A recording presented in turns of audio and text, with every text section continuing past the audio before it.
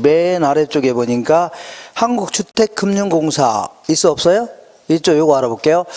일단 우리나라에서는 자, 결과는 똑같습니다. 근데 항상 결과는 똑같은데 순서를 좀 달리합니다. 뭐는요? 결과는 똑같은 거예요. 결과도 똑같은 겁니다. 다음 뭐라고요? 순서를 달리합니다. 자, 먼저 우리나라에서는 신한은행이 돈을 빌려주면 뭐가 생긴다고요?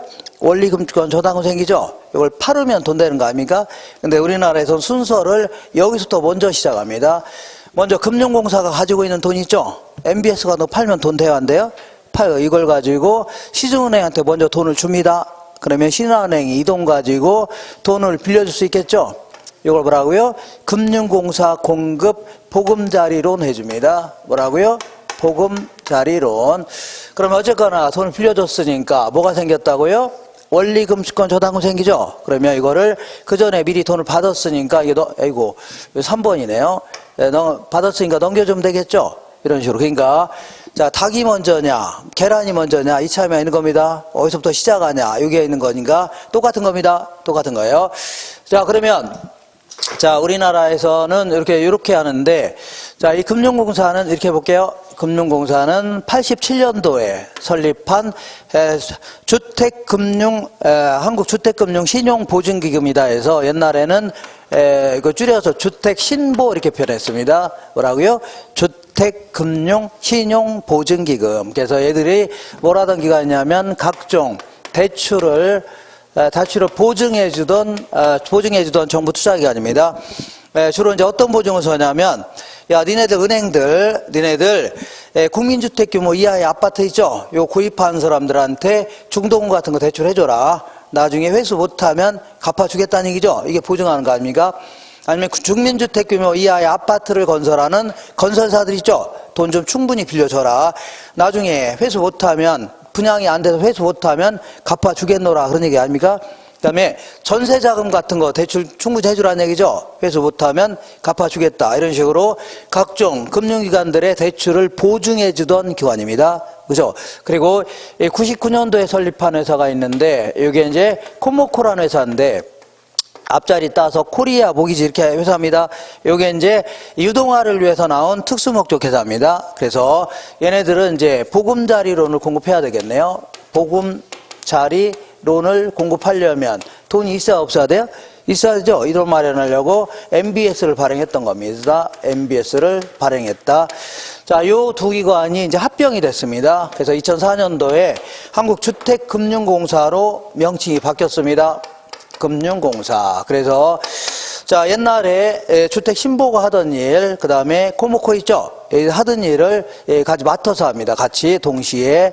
그죠? 이렇게. 그리고 요 하나가 좀 빠져 있네요. 뭐가 빠져 있냐면 요거하고 요 하나가 빠져 있는데 얘는 또 뭐냐면 이렇게 해볼게요.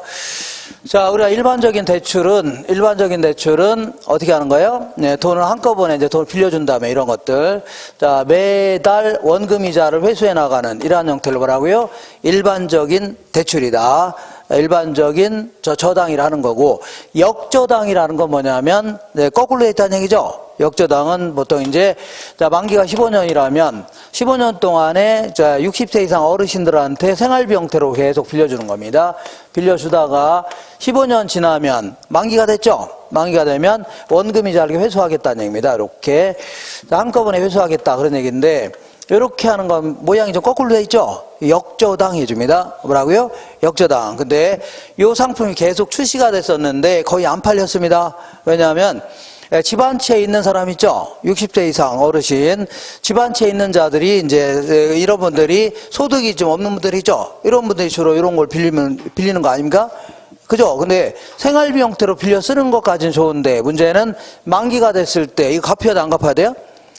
아, 돈이 많은 사람이 이렇게 빌려 썼을래나요? 그렇지 않죠? 그러니까 어쩔 수 없이 집 한 채 있는 거 팔아치워야 되는데, 거기에 너무 부담스럽다는 얘기죠? 거의 안 팔리다가 이 상품에 대해서 금융공사가 자, 보증을 서기로 했던 겁니다. 뭐라고요? 보증. 자, 보증 조건은 원칙적으로 사망시까지 해라. 언제까지라고요? 사망시. 그러면 만약에 그 사람들이 굉장히 오래 사시게 되면 계속 빌려줘야 되죠? 그래서 회수 못하는 돈 있으면 갚아주겠다는 얘기죠? 요 상품의 이름이 주택을 담보로 해갖고 어르신들한테 자, 연금의 형태로 지급하는 돈 있죠? 요거에 대해서 금융공사가 보증을 서겠다는 얘기입니다. 뭐라고요? 보증을 서겠다. 이게 바로 주택담보 노후연금보증이다. 자, 말이 너무 기니까 줄여서 주택연금보증 이렇게 표현합니다. 뭐라고요? 주택연금보증이라는데 요거에 대해서 취급 조건이 예의 취급 조건은 한 문제가 나오긴 힘들어요. 나오기 힘들고 지문에 간헐적으로 끼어들기도 합니다. 한두 개 정도 끼어듭니다. 근데 요 놈은 한 문제가 나올 수도 있습니다. 어떻게 하라고요? 나올 수 있어요. 한 문제가 따로 나오기도 합니다. 이렇게. 자, 그래서 요거는 이제 예전에 제가 뭐 종이에 나눠줬는데 어쨌거나 간단한 몇 가지 중요한 조건만 써볼게요. 자, 일단은 이제 보금자리로는 저 아파트 구입하는 사람 있죠? 이 사람한테 돈 빌려주는 겁니다. 빌려주는데 요거는 보통 이제 뭐냐면 요거는 주택 가격이 6억을 초과하는 주택, 6억을 초과하는 주택은 안 됩니다. 자, 6억 이하에 돼요. 얼마라고요? 6억 이하. 그리고 최대 대출 금액이 3억입니다. 최대 얼마라고요? 3억. 그리고 요거는 고정금리 제도입니다. 무슨 제도라고요? 고정금리 제도예요. 고정금리. 자, 그리고 요거는 만기가 10년, 15년, 20년, 30년 이렇게. 자, 최소 10년에서 뭐라고요? 최대 30년. 상당히 만기가 깁니다. 그리고 요거는 이제, 자, 뭐냐면, 조기 상환 수수료를 부과합니다. 조기에 상환하게 되면 뭘 부과한다고요? 수수료를 부과합니다. 3년 이내에 조기 상환하게 되면 조기 상환 수수료를 부과합니다. 그리고 옛날에는 이제 거치기간이라는 게 있었는데, 거치기간이라는 것은 이자만 납부하는 기간이죠? 요거 이제 지금은 거치기간 없습니다. 뭐라고요? 없어요. 거치기간은요, 없습니다. 이렇게. 자, 여기에 비해서 요거는 어르신들한테 생활비형태로 빌려주는 겁니다. 누구한테요? 생활비형태로 빌려주는데, 얘는 어떻게 빌려주냐면, 소유자 또는 배우자가 60세 이상이어야 됩니다. 그러니까 둘 중 아무나 60세 이상이면 돼요. 소유자 또는 뭐라고요? 배우자. 예를 들어 남편은 얼마라고요? 63세인데 여자는 37세다. 요것도 이번이 60세 이상이죠? 가능하다는 얘기입니다. 남자분은 48세인데 소유자인데 아내분은 92세다. 가능하다는 얘기죠? 어쨌거나 둘 중 아무나 몇 세 이상하고요? 60세 이상이면 가능합니다. 이렇게. 그리고 요거는 변동금리 제도입니다. 조심하세요. 무슨 제도라고요? 변동금리 제도입니다. 변동금리. 그리고 요거는 이제 조기 상환 수수료. 조기에 상환하면 수수료 같은 거 부과하지 않습니다. 그냥 돈 생기면 얼른 갚아라. 그 얘기지. 조기 상환 수수료 이거 부과하지 않습니다. 되겠죠? 이렇게. 그 다음에 요거는 배우자 기준으로, 부부 기준으로 해갖고, 자, 9억 이하에 됩니다. 9억 이하의 주택이어야 되는데, 이게 한 채가 되든, 혹은 여러 채가 됐든, 한 채가 9억 이하 됩니다. 여러 채를 하더라도 합친 게 얼마라고요? 9억 이하 됩니다. 한 채가 됐든 여러 채가 됐든 어쨌거나 전부 다 9억 안 돼야 됩니다. 안 돼야 돼요. 그리고 요거는 이렇게 이제 사망했을 때 이제 회수하는 건데 어떻게 하라고요? 사망했을 때 이제 회수하는데 자, 이 경매처분에서 회수합니다. 그래서 매각대금하고 그동안 빌려준 원리금. 자, 이 경매처분에서 매각하게 되면 돈 들어와 안 들어와요? 들어죠? 여기서 원리금액을 회수하는 겁니다. 두 분 다 사망할 때까지 빌려주는 겁니다. 한 분 돌아가시고 나머지 분이죠? 이분이 계속 돌아가실 때까지 금액도 줄어든 거 아닙니다. 이렇게 계속 빌려주는데 이분들이 일찌감치 돌아가셨습니다. 65세에 다 돌아가셨다는 얘기죠. 그러니까 매각대금은 5억인데 원리금 1억밖에 안 된다는 얘기죠. 그러면 남는 돈들은 상속인한테 지급해야 됩니다. 법정 상속인한테 뭐라고요? 아들, 딸들한테 지급해야 돼요. 근데 이분들이 무려 96세까지 사신 겁니다. 합쳐서 뭐라고요? 96세. 그래서 매각대금은 5억밖에 안 되는데 그동안 빌려준 원리금액은 얼마라고요? 35억이라는 얘기죠. 훨씬 더 크네요. 그러면 자, 집 팔아서 원리금 회수도 못하는 거죠. 그럼 어떻게 합니까? 이거 그러면 요거를 상속인한테 청구할 수 있어 없어요? 상속인한테 청구할 수 없다는 얘기죠. 그러니까 보증 쓰는 거 아닙니까? 금융공사 갚아주겠다는 얘기죠. 이렇게. 그래서 중요한 취급 조건 몇 가지 좀 기억하시면 됩니다. 되겠죠? 이렇게. 자, 이렇게 해서 정리하시고, 그 다음에, 자, 이번에 다시 한 장 넘겨볼게요. 124페이지 보겠습니다. 자, 요 정도 최소한 제가 써놓은 거 있죠? 요 정도는 암기하셔야 됩니다. 요거 취급 조건. 다른 거는, 자, 예전에 했던 거 읽어보시고, 최소한도로 자주 물어보는 것들, 저거는 정리하셔야 돼요. 되겠죠? 요거 지울게요. 지워도 되나요? 지울게요.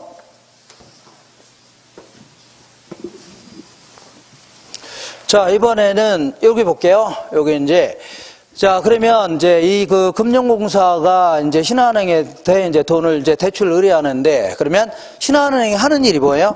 우리 124페이지입니다. 124페이지에 신한은행이 하는 일이 뭐예요? 얘들 돈 가지고 대출만 대행해 주는 거죠? 그러면서 들어온 돈에서 삥을 뜯고 넘겨만 주면 되는 거 아닙니까? 그죠? 그러니까 얘네들이 하는 일을 대신만 해주는 겁니다. 한마디로 얘기하면, 자, 금융공사의 뭐라고요? 시다발입니다. 시다발이 들어보셨나요? 금융공사의 뭐라고요? 꼬봉이라는 얘기죠? 아니, 왜 지들이 직접 빌려주지? 왜 얘들 통해서 빌려주냐? 우리 금융공사는 전국에 지점망 같은 건 제대로 못 갖췄죠? 그러니까 지점망을 이용해서, 은행들은 지점망을 다 갖췄잖아요. 그걸 통해서 빌려주겠다 그런 얘기입니다. 이해가 되겠죠? 이렇게. 그러니까 결국은 신한은행은 뭐라고요? 금융공사의 뭐라고요? 꼬봉이다. 뭐라고요? 꼬봉이다. 그러니까 얘들 하는 일을 대신만 해주는 겁니다. 수수료만 챙기고. 그러니까 결국은 구조 자체가 어떻게 되어 있다고요?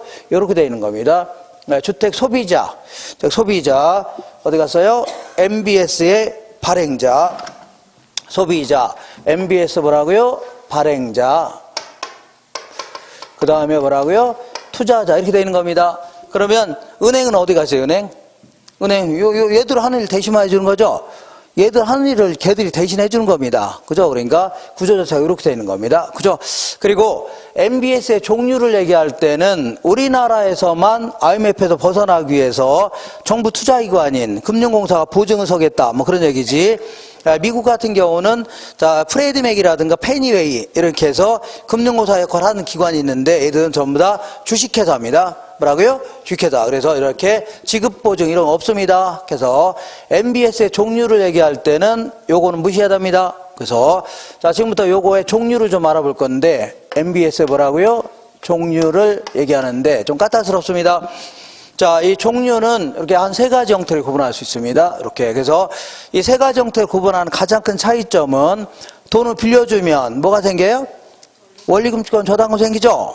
그죠? 그럼 이 권리를 어떤 형태로 이전할 것인가 여기에 따라서 구분하는데 이렇게 박스를 제가 그려볼게요. 박스 그리는데 자, 여기서 이렇게 한 세 가지 형태로 한번 그려볼게요. 이렇게 그리는데 요거는 가능하면 약어로 기억하셔야 됩니다. 왜냐하면 이 번역한 게 교재마다 다 달라요. 다르니까 가능하면 영어 약어 있죠? MPTS다. 얘는 뭐라고요?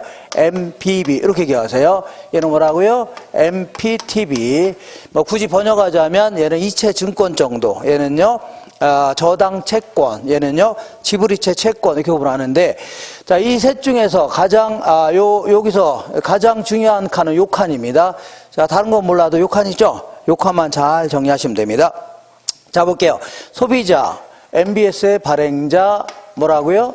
투자자. 이렇게 구조 자체가 되어 있습니다.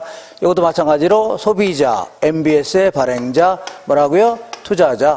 소비자, MBS의 발행자, 투자자. 이렇게 되어 있는데, 자, MPTS가 가장 본질적 의미의 MBS입니다. 가장 뭐라고요? 본질적 의미의 뭐라고요? MBS입니다. 그래서 어제거나 발행자가 돈 빌려주면 뭐가 생겼다고요? 원리금치권 저당금 생겼죠? 요거를 다 돈 받고 얘한테 팔아치운 겁니다. 자, 얘가 돈 빌려주면 뭐가 생겼다고요? 원리금치권 저당금 생겼죠? 요거를 그대로 얘한테 뭐라고요? 돈 갚고 팔아치운 겁니다. 그죠? 그래서 결국은 그리고 난 쏙 빠지겠다는 얘기입니다. 어떻게 빠진다고요? 쏙. 그러니까 원리금 수취권과 저당권을 완전히 누구한테 팔아치운 거라고요? 투자자한테 팔아치운 겁니다. 자, 다시 할게요. 중요한 거니까 이쪽으로 올게요. 내가 발행자입니다. 내가 누구라고요? 발행자인데 내가 얘한테 돈 빌려주면 뭐가 생겼다고요? 원리금 채권 저당금 생겼죠? 요거를 다 돈 받고 팔아치운 겁니다. 되겠죠? 팔아치우고 나는 쏙 빠지겠다는 얘기입니다. 근데 문제는 아까 같이 완전히 빠질 수 있나요? 얘와 얘는 아는 사이 모르는 사이예요? 모르는 사이인데 얘가 얘한테 돈 갚을 수는 없는 거 아닙니까? 그죠? 그러니까 난 들어온 돈만 전달만 해주겠다. 그대로 뭐라고요? 전달만 해주겠다는 얘기입니다. 근데 얘는 아까 고정금리라고 했어요? 변동금리라고 했어요? 아까 보금자리로는 고정금리라고 했죠? 자, 그래서 이 고정금리로 해갖고 7%로 해서 돈을 빌려줬는데 나중에 한 2년 정도, 3년 정도 지나서 시장 평균 고정금리가 5%로 하락했습니다. 하락할 수 있죠? 그러면 차입자 입장에, 소비자 입장에서는 어떻게 하다 보니까 7%로 돈을 빌리긴 했는데 요거를 다른 은행에서 빌리면 얼마라고요? 5% 싼 이자로 빌릴 수 있는 거 아닙니까? 에라 모르겠다. 다른 은행에서 돈 빌려서 보금자리로는 갚을 수도 있는 거죠? 그러면 얘가 조기상환 하려고 안 하려고요? 조기상환 하려고 하죠? 그러면 얘 원리금 수취권이라는 게 뭐냐면 이 사람이 주는 돈을 받을 권리를 누가 갖고 있어요? 얘가 갖고 있는 거 아닙니까? 채권을. 그죠? 그럼 결국은 얘는 조기상환 했죠? 그럼 조기상환 된 거 그대로 넘겨주면 되는 겁니다. 그럼 결국은 얘가 30년 동안 안정적인 수익을 얻으려고 여기 구입했더니 얼마 있다 갚았다는 얘기죠? 결국은 조기상환 위험. 이걸 누가 부담해요? 이거 투자자가 부담하는 겁니다. 누가 부담해요? 투자자. 이렇게. 자, 다시 좀 왔다 갔다 할게요. 이번에는, 자, 시장 평균 고정금리가 이렇게 9% 올랐다고 치자. 뭐라고요? 9%. 그러면 발행자 입장에서는 어떻게 하다 보니까 7%로 빌려주긴 했는데 이걸 당장 다른 사람한테 빌려주면요. 9% 높은 이자로 받을 수 있는 거 아닙니까? 근데 7%만 받으니까 발행자는 열이 받아요, 안 받아요? 받을 게 하나도 없습니다. 왜냐하면 자, 9%를 받을 수 있음에도 불구하고 7% 받았죠? 그럼 얘는 그때 넘겨만 주면 될 거 아닙니까? 얘가 손해보는 거예요. 누가 손해본다고요? 얘가. 그래, 결국은, 이걸 이자율 위험이라는 거 아닙니까? 아까? 이자율 위험도 다 누가 부담해요? 투자자가 부담하는 겁니다. 되셨죠? 이번에는 한 5년 정도 지나서, 7천만 원 빌려줬는데, 7천만 원 받을 권리 누가 갖고 있어요? 얘가 갖고 있는데, 이게 이제 장래시장 들어온 바람에 경매로 처분했다고 치자. 그래서 경매 처분했더니 얼마 들어왔다고요? 3천만 원 들어왔습니다. 그럼 3천만 원 그때 넘겨주면 되죠? 자, 저당권이 뭐예요? 물건 아닙니까? 물건 팔아서 회수할 수 있는 권리 누가 갖고 있어요? 얘가 갖고 있는 거 아닙니까? 그죠? 그러니까 3천만 원 들어왔으면 그대로 넘겨주면 되는 거죠? 그래서 그대로 이체만 하면 되는 겁니다. 그대로 말하면 이체증권이라는 겁니다. 뭐라고요?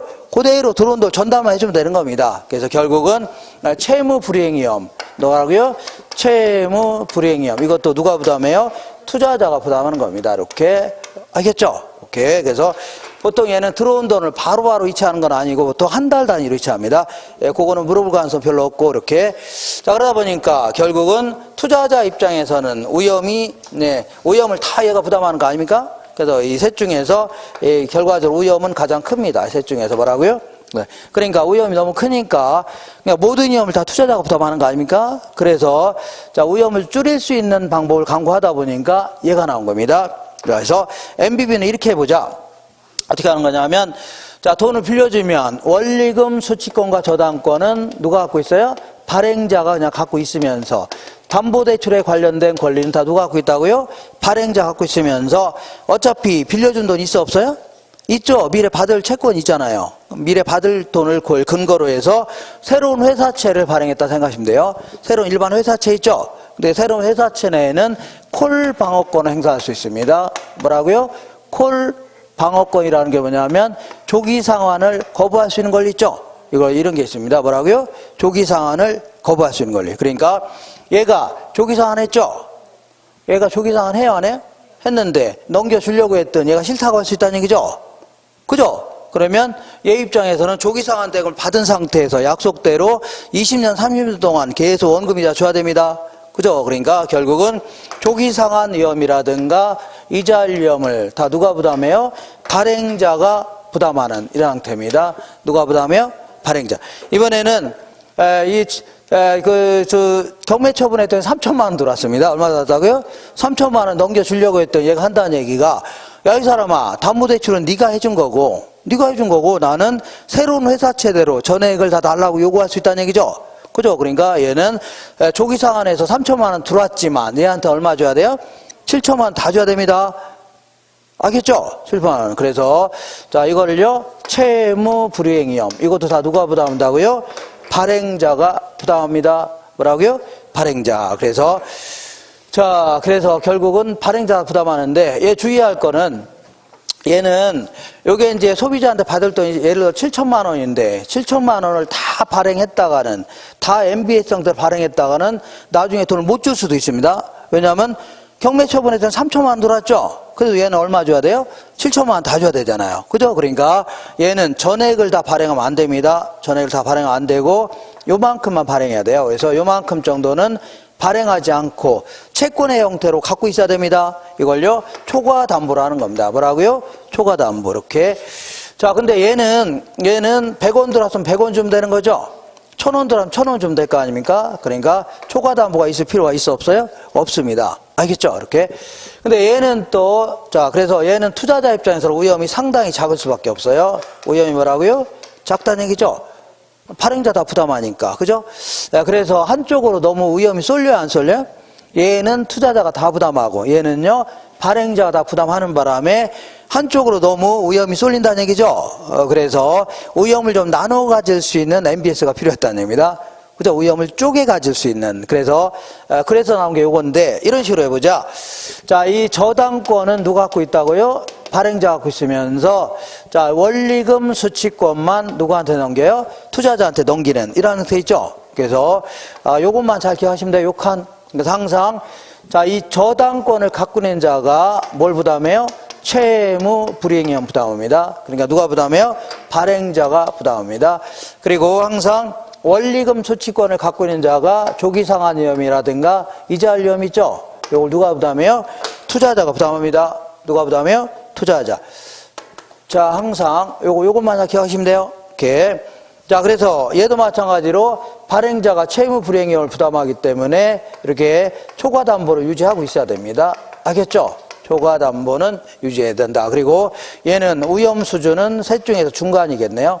뭐라고요? 중간 정도. 그래서 항상 이것도 대출 채권, 대출액이기 때문에 결국은 위험에 따라 수익률이 결정됩니다. 이자율. 그래서 셋 중에서 이자율이 가장 높고 얘는요, 이자율이 가장 낮아요. 얘는 뭐라고요? 이자율이 중간 정도입니다. 되셨죠? 이렇게. 그리고 요거는 이제 부동산 학자들이 쓸데없는 소리를 자꾸 하는데 이것들은 전부 다 채권입니다. 뭐라고요? 채권인데 얘는 모든 위험을 다 누가 부담해요? 투자자가 부담하는 바람에 내가 주식을 갖고 있다. 그러면 주식과 관련된 모든 위험을 내가 부담해야 되는 거죠. 이거와 똑같이 모든 위험을 얘가 부담하는 거 아니냐. 그래서 약간의 지분의 성격이 있다 해서 이걸요. 지분형 MBS 이렇게 표현합니다. 뭐라고요? 지분형. 근데 요거는요. 이거는 오리지널 채권형입니다. 뭐라고요? 회사채입니다. 뭐라고요? 채권형. 얘는 뭐라고요? 반반씩 섞어놨다는 얘기죠. 그래서 이걸요. 혼합형 MBS 해줍니다. 뭐라고요? 혼합형 MBS 해줍니다. 자, 그래서 이렇게 해서 정리하는데 요거는 좀 헷갈릴 겁니다. 헷갈리죠? 그래서 항상 요 칸을 잘 기억하시면 돼요. 뭐랄까요? 요 칸. 요거 다 너무 집착하지 마시고 이렇게 다 지울게요. 자, 요거 보면은 이렇게 보겠습니다. 이렇게 얘는 MP 뭐라고 돼 있어요? TS 했잖아요. 그러니까 자 투자자가 다 부담하는 겁니다. 뭘 부담해요? 투자자.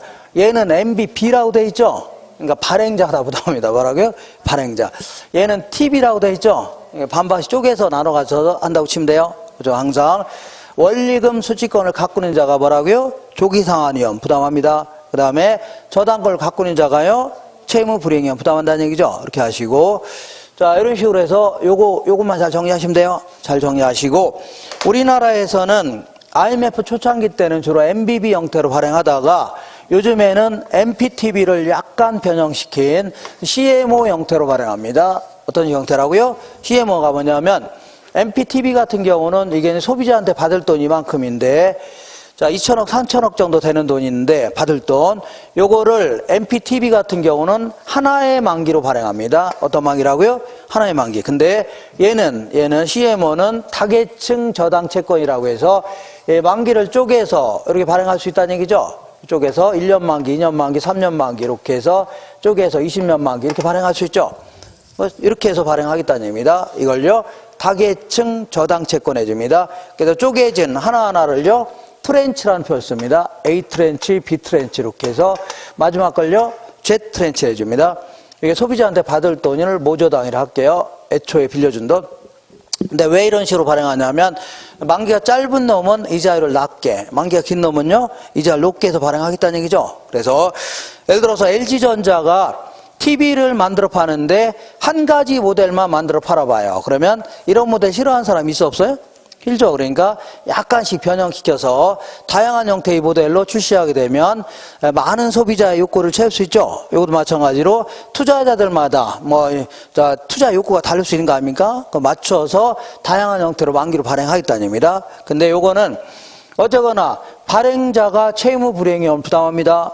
투자자는 뭘 부담해요? 조기상환이율 부담하는데 만약에 얘는 아무리 얘가 조기상환 한다 하더라도 만기가 짧은 놈 있죠? 짧은 놈 그거 채워나가는 식입니다. 알겠죠?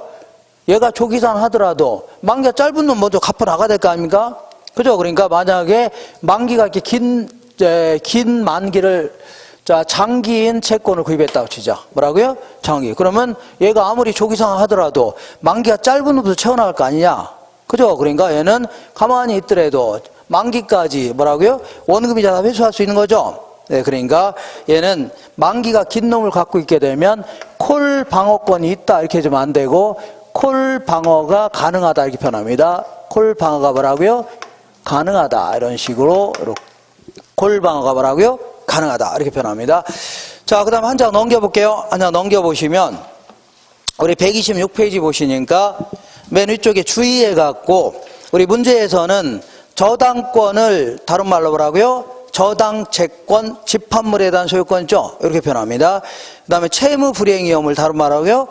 원래 7천만 원 받아야 되는데 3천만 원밖에 못 받은 거죠? 원금 손실 위험 해줍니다. 그 다음에 콜 방어권을 다른 말로요? 조기 상환을 거부할 수 있는 권리. 뭐라고요? 조기 상환을 거부할 수 있는 권리.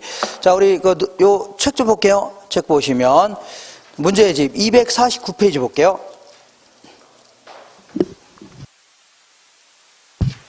249페이지 찾으셨나요?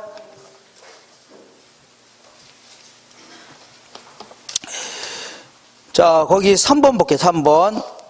다음 중 저당 담보증권의 종류에 대한 설명으로 옳은 것은 항상 이 MPTS는 뭐라고요? MPTS는 발행기간이 주택 저당을 기초로 발행하는 증권으로 발행기간은 저당권을 보유하지만 투자자에게 원리금 수취권을 이전한다.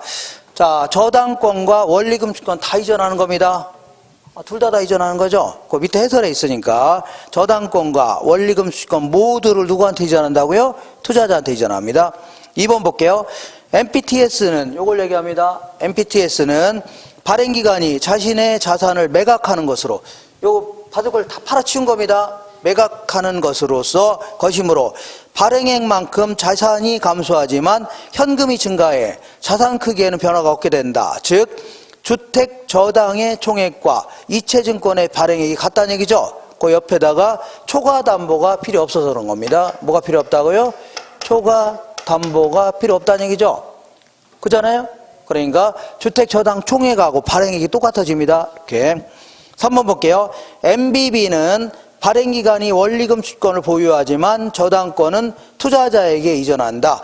만기전 변제 위험, 이걸 조기상환 위험이라는 겁니다. 뭐라고요? 조기상환 위험. 그 다음에 원리금 납입 연체 위험, 이걸요 채무 불이행 위험. 채무 불이행 위험 모두를 발행기간이 모두 부담한다. 뭐가 틀렸냐면 다른 건 맞습니다.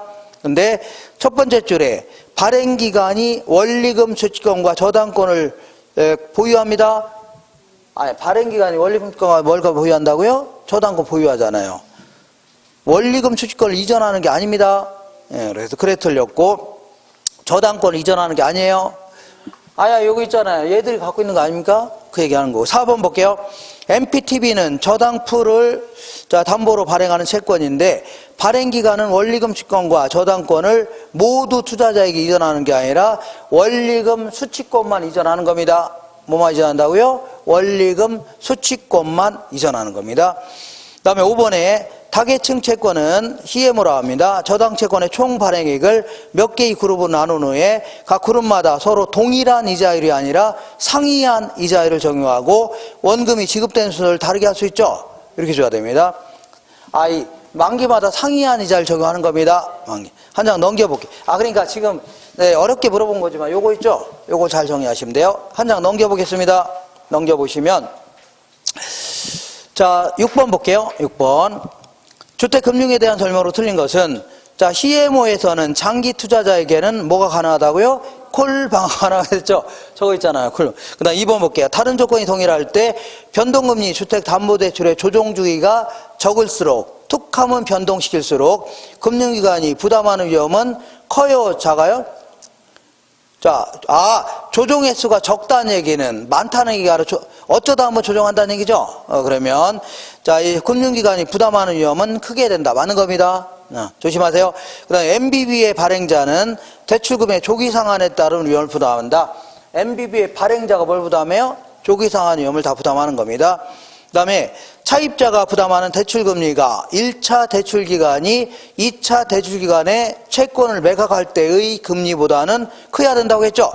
자, 저쪽 대출금리가 MBS의 발행금보다 커야 되죠. 그래서 중간에 뺏쓰는 돈이 있을 거 아닙니까? 그 얘기하는 겁니다. 자, 금리 상한 변동금리 주택담보대출에서 대출자는 금리 상한 이상으로 인플레가 상승할 때 생기는 금리 변동 위험을 줄일 수가 있다가 아니라 줄일 수 없겠죠. 위험이 커질 수 있죠. 그러니까 아까 얘기한 대로 자 니네들 이거 이상 올리지 말아라. 그러면 금융기관은 손해봐야 안 봐요? 손해볼 수 있죠. 위험이 커질 수 있다는 얘기입니다. 그죠? 그러니까 아예 처음부터 금리를 올린다든가 할 수밖에 없죠. 그 얘기하는 겁니다. 그 다음에 한 장 넘겨볼게요. 253페이지에 253페이지 찾으셨나요? 1번 볼게요. 1번. 자, MBB에 대한 설명이 다 틀린 것은 MBB는 저당 차입자의 만기전 변제 시 투자자에 있어서 위험을 제거할 수 있는 증권이다. 조기 상환을 거부할 수 있는 권리가 있다고 했죠? 2번 볼게요. MBB는 원리금 수권과 저당권을 누가 갖고 있다고요? 발행기관이 갖고 있는 겁니다. MBB는 MPTS에 비하여 수익률은 낮은 편이다. 얘보다 얘가 위험이 작기 때문에 이자율은 낮다고 했죠? 오케이. 3번에 MBB는 주로 6개월 단위로 하여 원금과 이자를 지불받는 이러한 형태입니다. 얘는 한 달 단위, 얘는요 6개월 단위. 그 다음에 MBB의 경우에 저당채권 투자자는 발행기간의 조기 상환에 대하여 방어하는 콜 방어가 인정이 안 되는 게 아니라 콜 방어권이 있다고 했죠. 콜 방어권이 있다 해줘야 돼요. 콜 방어가 인정이 된다는 얘기입니다. 이렇게. 그 다음에 이렇게 자, 한 장 넘겨볼게요. 3번. 한 장 넘기면 한국주택금융사 보증 주택연금에 대한 내용 중 맞는 것은 한국주택금융사 보증 주택연금의 이용 자격은요. 신청일 연재 주택 소유자 기준으로 만 60세 이상이 아니라 소유자 또는 배우자가 만 60세 이상이면 됩니다. 소유자 기준이 아니라 뭐라고요? 소유자 또는 배우자 둘 중 아무나 60세 이상이면 됩니다. 그 다음에 2번에 한국주택금융사 보증 주택연금의 담보가 되는 대상은 주택법상 주택이다. 실버주택, 오피스텔, 상가주택, 상가 등 제외된다. 실버주택하고 상가주택 있죠? 요거는 받을 수 있습니다. 노인 복지주택 같은 거 있죠? 요거 받을 수 있고, 상가주택이라 하더라도 상가주택은 아래층은 상가, 위층은 주거용으로 쓰는 거 있죠? 이런 것도 가능한데, 다만 주거용이 2분의 1 이상이면 됩니다. 얼마 이상이라고요? 주거 부분이 2분의 1 이상일 경우는 요것도 받을 수 있습니다. 3번 볼게요. 자, 주택연금의 종신 지급 방식에서 가입자가 사망할 때까지 지급된 주택연금의 대출 원리금액이 담보주택 가격을 초과하는 경우, 그러니까 문자 오래 사셨다는 얘기죠? 그럼 초과하는 금액은, 초과 지급된 금액은 법정 상속인이 상환해야 돼요? 상환할 필요 없다는 얘기죠? 상환할 필요 없다. 4번에 볼게요. 연금 가입자는 주택연금의 전액 또는 일부 정산 시 중도상환 수수료를 부담한다가 아니라 부담하지 않습니다. 중도상환 수수료, 조기상환 수수료 없다고 했죠? 그 다음에 5번 볼게요. 자, 우대 방식은, 이걸 기억하세요? 부부 기준으로 1억 5천만 원짜리 이하의 1주택자에 한하여 종신 방식보다 한 14% 우대해서 지급받는 방식 있죠? 그러니까 부부 기준으로 1억 5천만 원밖에 안 되는 조그만 주택을 갖고 있다. 그러면 종신 방식으로 계산한 금액이 한 달에 100만 원이라면 여기다 한 13만 원 정도 더 붙여서 주겠다는 얘기죠. 이걸요, 우대 방식이라는 겁니다. 뭐라고요? 우대 방식이다. 좀 쉬운 문제도 있는데 요 정도 하시고 다시 이걸 돌아올게요. 돌아오셔서 127페이지 보겠습니다. 자, 이렇게 해서 요거 이제 다 정리했고 이렇게. 자, 이번에는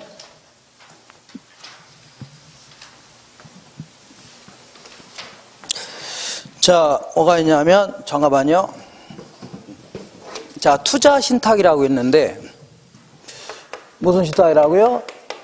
투자 신탁이라는 것은 자, 영어로는 자, 투자를 인베스트먼트 해줍니다. 신탁을요, 트러스트 이렇게 해줄게요.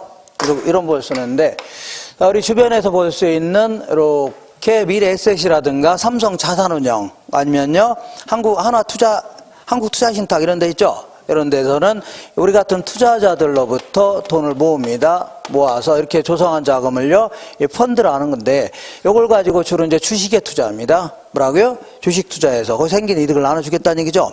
이런 형태를 답을 하고요. 이거를, 보통 이제, 자, 전부 다 지분금융입니다. 뭐라고요? 빌려주는 게 아닙니다. 아, 내 돈을 여기다 막 갖다 뭐라고요? 맡기는 겁니다. 그죠? 직접 투자한다 생각하시면 돼요. 얘들 통해서 투자할 뿐입니다. 이렇게. 자, 근데 이제 그러니까 이제 부동산에 직접 투자하는 경우보다는 얘들 통해서 간접적으로 투자하는 이런 형태인데, 자, 얘들은 반드시 뭐라고요? 자, 주식에 투자하는 법은 없다겠죠? 때로는요, 채권에 투자할 수 있고, 금이나 은행에 투자할 수 있는 겁니다. 자, 근데 부동산에 투자할 수도 있겠네요. 어디에 투자한다고요? 부동산에.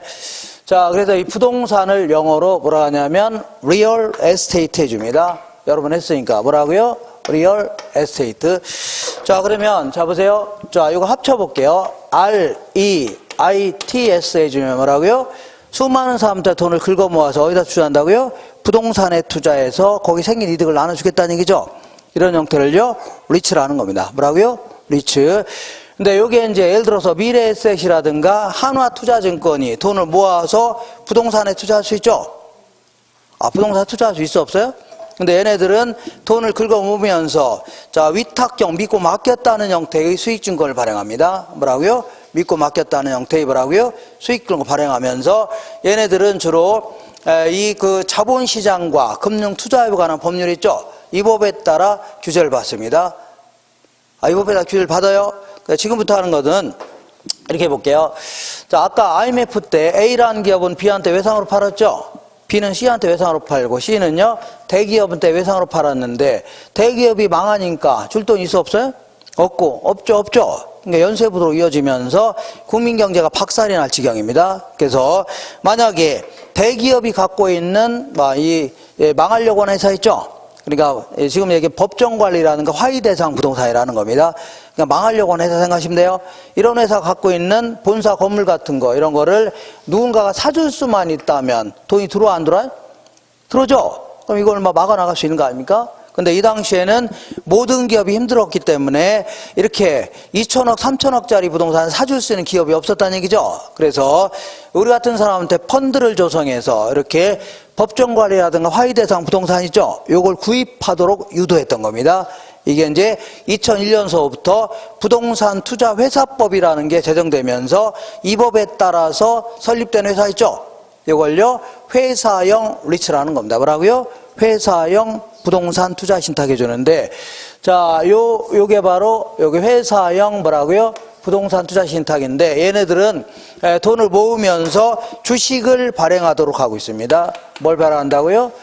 주식을 발행하도록 하고 있는 이런 형태인데, 자, 이 회사의 업계 1위가 코람코 자산신탁입니다. 무슨 신탁이라고요? 자, 회사 이름이 뭐라고요? 코리아 어쩌고 하는 회사 이름입니다. 이게 뭐라고요?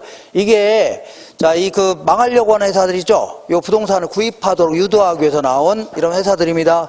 이걸요, 회사인데, 이게, 이 업계 1위가 어디라고요? 코람코 자산신탁입니다. 이 이름이. 자, 그래서 이 투자자들로부터 돈을 긁어 모으죠. 모아요, 안 모아요? 모을 거 아닙니까? 이렇게 해서 아까 얘기한 대로 자, 법적관리라든가 화의 대상 부동산 있죠. 마관용 회사들의 부동산을 구입해서 자, 이렇게 수익을 나눠주겠다 그런 얘기입니다. 이런 형태인데, 자, 얘는 문제는 과거에 상업은행, 한일은행 얘들이 최대 지분을 갖고 있었던 회사입니다. 지금 우리은행으로 바뀌었는데, 그러면 들어온 돈을 엉뚱한 데 쓸 수 있죠. 그죠? 그래서 니네들은 우리는 원칙적으로 이렇게 투자하지 않겠다. 니네들은 특수 목적 회사를 설립해라. 스페셜 퍼포스 컴퍼니라는 겁니다. 특수 목적 뭐라고요? 회사를 설립해라. 그래서 이거는 거의 대부분은 페이퍼 컴퍼니로 운영합니다. 페이퍼 컴퍼니가 뭐라고요? 서류상으로만 존재하는 회사요. 뭐라고요? 서류상. 그래서 우리는 여기다가 투자하겠다. 이 돈 가지고 이렇게 서류상 회사를 설립하는 이유가 뭐예요? 얘랑 얘는 별도로 회계 처리하려고 하는 겁니다. 얘와 얘는 어떻게 처리한다고요? 별도로. 따로따로 회계 처리하려고 한 거고, 외부적으로는 별도 회사 이름도 있습니다. 이렇게. 그래서 여기다 투자하겠다. 이 돈 가지고 부동산에 투자해서 엉뚱한 데 쓰지 말고 우리한테 배당한 데 쓰라는 얘기죠. 이렇게. 그래서 코람코 자산시탁에 딱 들어가게 되면 SPC라는 회사가 쭉 나옵니다. 자, 그래서 회사 이름이 코크랩 1호. 이 회사 이름이에요. 코크랩 1호다. 여기에 이제 2002년도경에 투자자들로부터 돈을 긁어 모아서 자, 이 당시에 법정관리에 들어갔던 자, 이 한화, 장이동에 있는 한화 본사 건물하고 그 다음에 63빌딩 있죠? 하나가 인수했던 63빌딩, 대한생명빌딩 여기다 투자했던 겁니다. 그래서 2,300억 정도 투자해서 한 5년 정도 운영하다가 자, 이거라고요? 3,500억에 파는 겁니다. 무지막지하게 배당해 줬네요. 이러다가 쭉 나오다가 이제 코크랩 2호, 3호 계속 나왔습니다. 코크랩 8호가 나왔는데 얘네들은 반드시 법정관리라든가 화의 대상 부동산에만 투자해라. 그런 건 아닙니다. 일반 부동산에도 투자할 수 있습니다. 그래서 투자자들로부터 돈을 모아서 이 당시 2006년도경에 최고의 투자처가 오피스텔이었습니다. 오피스텔. 그래서 자, 이 종로에 있는 G타워하고 센트럴타워라는 일반적인 오피스텔이죠. 여기에 투자했던 겁니다. 이렇게 해서 쭉 한 48개 정도가 나와 있을 겁니다. 몇 개라고요? 48개. 자, 그러면 지금부터 회사 이름을 붙여볼게요. 요 코크랩 1호, 요거를 뭐라고요? 기업 구조조정 리츠라는 겁니다. 뭐라고요? 구조조정 리츠다. 이게 바로 전형적인, 본질적 의미의 리츠입니다. 근데 이렇게 일반 부동산에도 투자할 수 있다는 얘기죠? 요 코크랩 8호, 이걸 뭐라고요? 이거를 위탁관리 리츠라는 겁니다. 무슨 리츠라고요? 위탁관리 리츠다. 자, 요 두 놈은 서류상으로만 존재하는 회사입니다. 명목회사다 해줘요. 뭐라고요? 서류상으로만 존재하는 거고, 자, 투자 운영은 다 누구한테 맡겨요? 자산관리회사한테 맡기는 이런 형태입니다. 그래서 이거는 서류상으로만 존재하기 때문에 무슨 본점 정도는 회계 처리하려고 둘 수는 있습니다. 그렇지만 무슨 서류상 회사가 지점을 두거나 아니면 종업원 채용하거나 이런 거 없습니다. 없어요. 다만 이 일반적인 부동산에 투자하는 경우는 실체 회사도 인정해 줍니다. 뭐라고요? 실체 회사가 뭐냐면 종업원을 직접 채용해서 투자 운영까지 할 수 있다는 얘기죠. 이런 회사를요, 자기관리 리츠라는 겁니다. 무슨 리츠라고요? 자기관리 리츠다. 요거는 종업원을 직접 채용해서 투자 운영까지 해야 됩니다. 그리고 우리 법령에 따르면 공인중개사라든가 감정평가사로서 5년 이상 종사한 사람 있죠? 이런 사람들을 자산운용 전문 인력으로 둬야 됩니다. 이런 형태를 뭐라고요? 자기관리 리츠라는 겁니다. 그래서 우리 시험에서 한 문제가 나온다면 거의 어디서 물어보냐면 130페이지에서 물어봅니다. 몇 페이지라고요? 130페이지. 자, 여기 씌울게요. 자, 일단 중요한 몇 가지만 체크해 볼게요. 이렇게 보겠습니다. 요거가 기업 구조조정 리츠다 해줍니다. 이게 이제 요 목적으로 나온 회사예요. 주된 목적 요거였습니다. 구조조정 리츠다. 근데 일반 부동산에 투자할 수 있다는 얘기죠. 여기에는 이제 위탁관리 리츠라는 게 있고, 위탁관리. 그 다음에요, 여기는 자기관리 리츠라고 있습니다. 자기관리 리츠.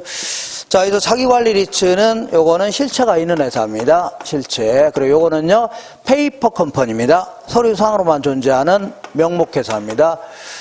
자, 명목. 그리고 부동산을 구입하거나 운영하거나 처분하는 것을 주된 업무라고 하는데, 이 주된 업무를 할 경우에는 자기관리 리츠 같은 경우에는 요거는요, 인가를 받아야 됩니다. 국토교통부 장관 해보라고요? 인가를 받아야 돼요. 근데 얘네들은 주된 업무를 하는 경우에 등록만 해도 됩니다. 뭐라 해야 된다고요? 등록만 해도 자, 이 회사를 운영할 수 있습니다. 그리고 요거는 설립 시에는 얘네들은 자기 관리는 5억 이상은 있어야 돼요. 얼마 이상이라고요? 5억. 근데 얘네들은 3억 이상만 있어도 설립은 가능합니다. 얼마라고요? 3억 이상. 그리고 요거는 자, 설립을 용이하게끔 하려고 하는 거고, 영업인가 후 6개월이 지난 경우 있죠? 이때는 추가 증자를 통해서 70억 이상은 만들어야 됩니다. 얘는 얼마라고요? 50억 이상은 만들어야 돼요. 얘도 얼마라고요? 50억 이상. 그래서 요거는 암기하셔야 됩니다. 자주 물어보니까. 자, 구구단을 외자. 57은 얼마라고요? 35. 57은 얼마라고요? 35 해주고. 그 다음에 그 배당과 관련돼서 자기관리 같은 경우는 50% 이상을 배당할 수 있다고 했죠? 맞죠? 그래서 요거는 지우시에요. 이거 뭐라고요? 지우세요. 그래서 요거를 90% 이상으로 바꿔놓으세요. 요거는 자, 작년 말까지만 이렇게 적용했던 겁니다. 뭐라고요? 작년 말. 그러니까 지금 얼마라고요? 90% 이상. 전부 다 얼마라고요?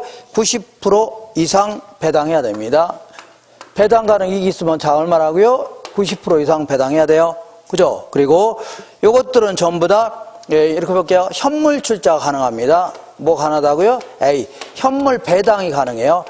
자, 현금으로 배당하는 걸요, 현금 배당이라는 거고, 그 부동산 같은 걸로 배당하는 걸요, 현물 배당도 가능하죠. 그리고 그 밑에 거기 자기관리 리츠 써있어 안 써있어요? 자기관리 리츠 하면서 뭐 써있어 안 써있어요? 뭐 50% 이상 배당 및 50% 이상 배당 및 어쩌고죠. 그리고 그 밑에 90% 미만 배당 시 어떻게 나와있어 안 나와있어요?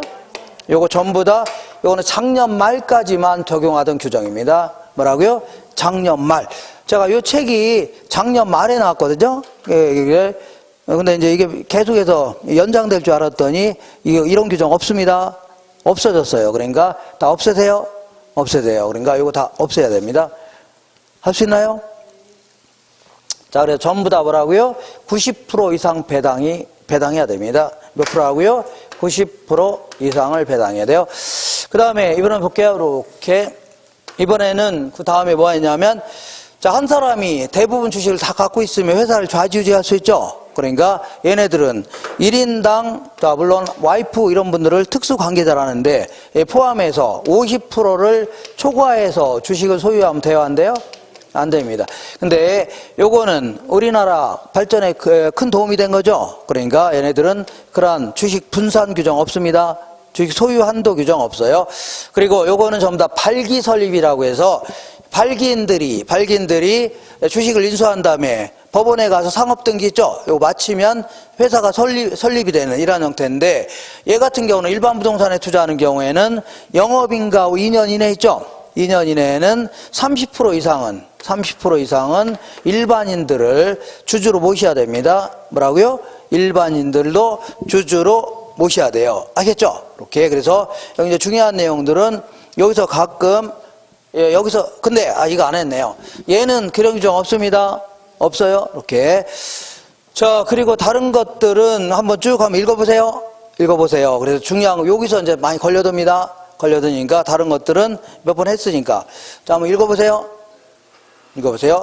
자, 문제를 통해서 확인해 보겠습니다. 문제 265페이지 보겠습니다. 몇 페이지라고요? 265페이지.